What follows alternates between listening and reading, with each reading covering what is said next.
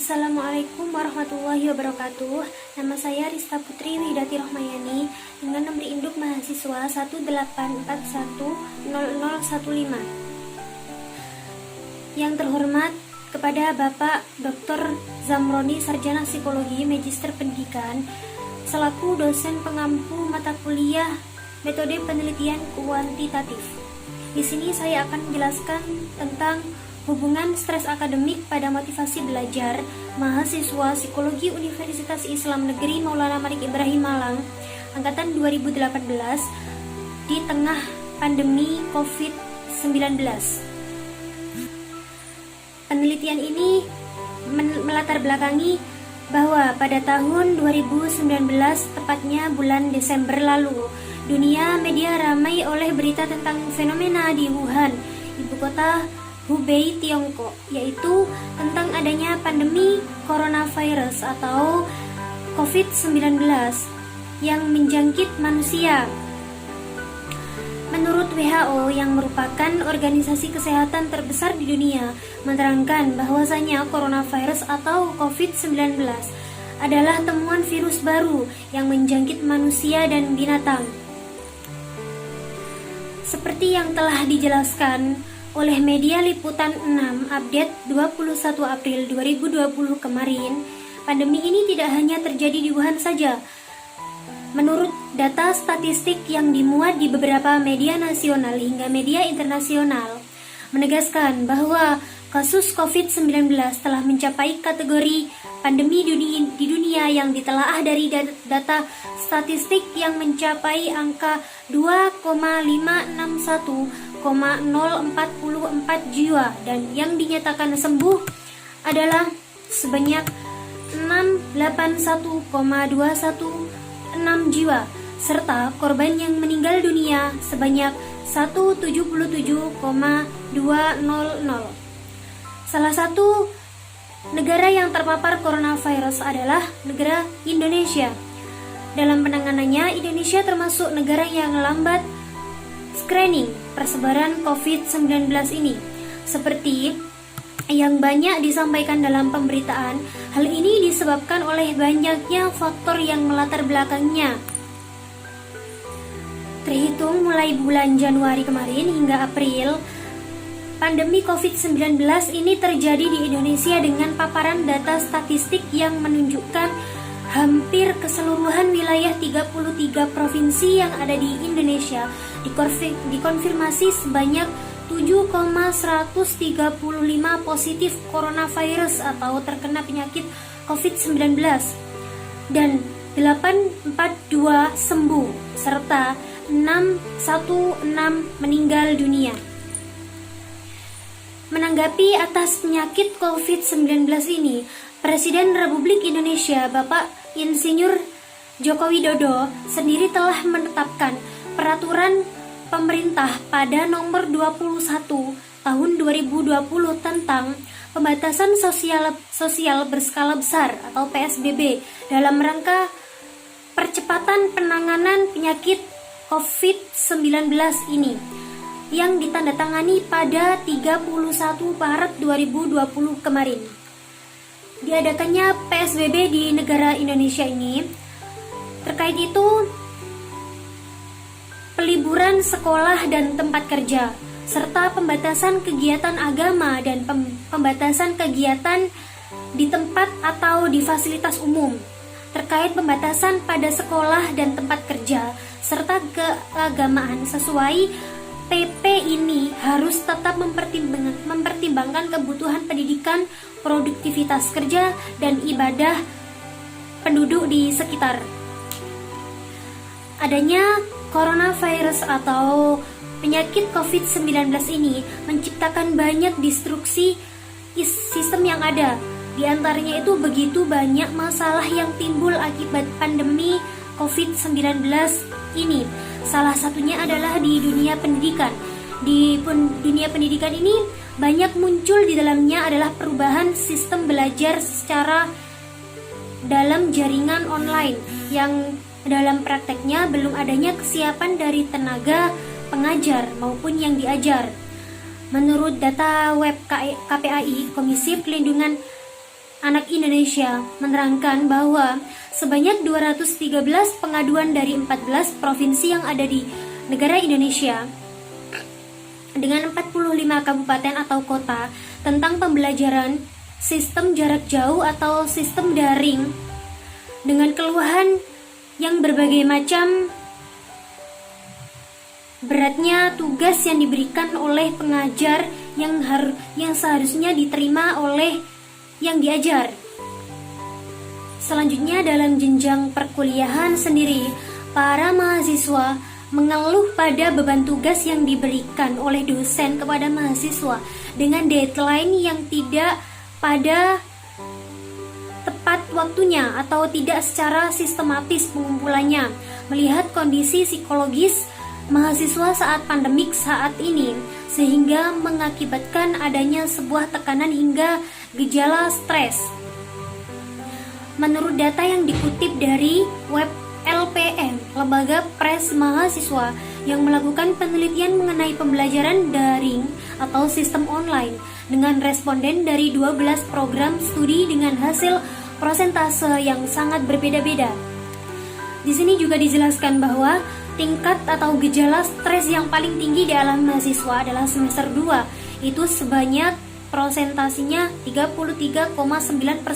Kemudian disusul oleh mahasiswa semester 6 dengan prosentasi angka 30,1%.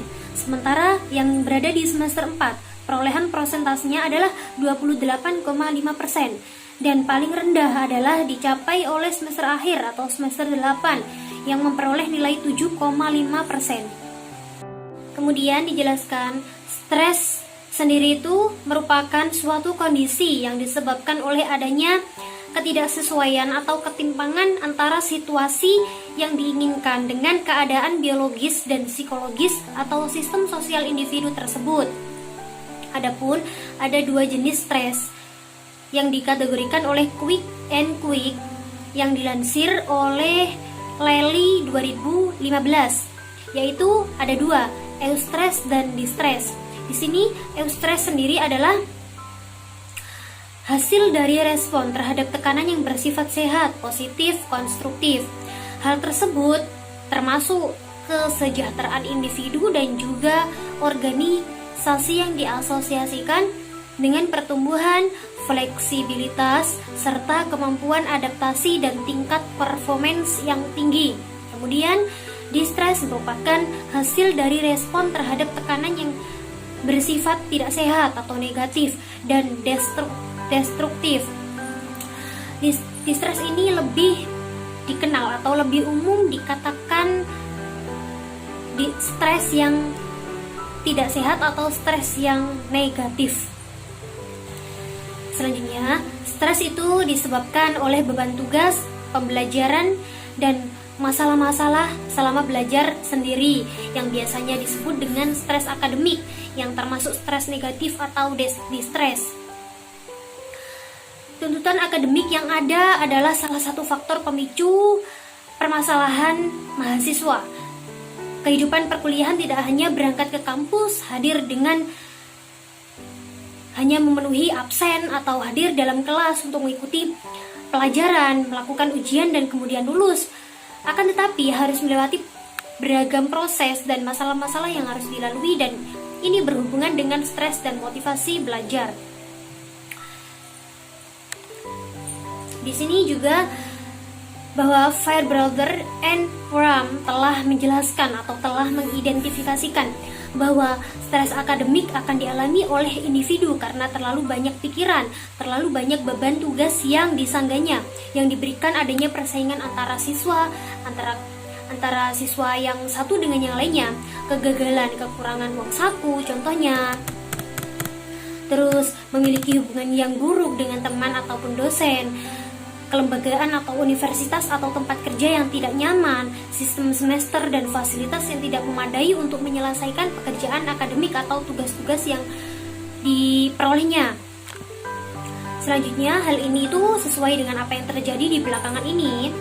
Dengan banyaknya tugas yang dibebankan oleh dosen kepada mahasiswa saat perkuliahan daring atau sistem online, pemberian materi tanpa penjelasan atau tanpa keterangan secara langsung, itu akan menyebabkan ada sebagian mahasiswa yang tidak bisa menangkapnya karena ada sebagian dosen yang memberikan tugas tanpa memberikan keterangan atau tanpa memberikan kejelasan, yang juga cara berkomunikasinya itu kurang efektif saat konsultasi ataupun kerja kelompok yang dibebankan kepada mahasiswa, sehingga akan berpengaruh terhadap hasil belajar mahasiswa tersebut. Di perguruan tinggi sendiri merupakan lembaga yang menuntut pembelajaran mandiri secara disiplin, efisien, dan menaati peraturan-peraturan yang telah diterapkan, dan pada setiap kegiatan pembelajaran selalu didasari keinginan dari pribadi individu tersebut. Dan keinginan tersebut itu bisa berupa dengan motivasi belajar. Motivasi belajar itu bisa dikatakan akan mendorong individu itu untuk mencapai hasil atau sesuatu yang dia inginkan. Bahwa ketika seseorang meningkatkan suatu motivasi belajarnya, dia akan memperoleh apa yang dia inginkan. Contohnya nilai bagus, pujian dari teman-temannya, pujian dari gurunya, dan itu akan menjadikan dia merasa puas atau dia itu merasa, saya alhamdulillah target ini sudah saya terlampaui secara bagus atau dikatakan berhasil. Selanjutnya, di sini motivasi belajar itu ada dua kategori. Motivasi belajar secara internal dan motivasi belajar secara eksternal. Di sini dijelaskan bahwa motivasi belajar secara internal adalah bagaimana motivasi itu datang dari dalam diri individu mahasiswa tersebut untuk mencapai tujuannya atau untuk mencapai keinginan yang selama ini dia impikan.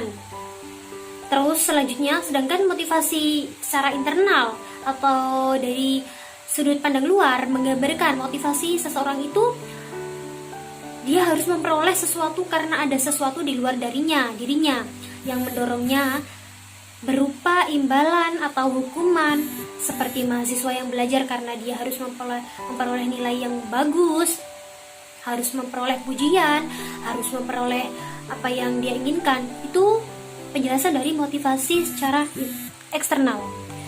Selanjutnya, keadaan stres negatif ini juga berpengaruh sangat besar sekali karena individu yang mengalami stres negatif atau distres itu mengakibatkan mahasiswa itu menjadi malas dan tidak tertarik melakukan kegiatan apapun. Salah satunya adalah mendapat tugas tanpa mendapatkan penjelasan dari sang pengajar.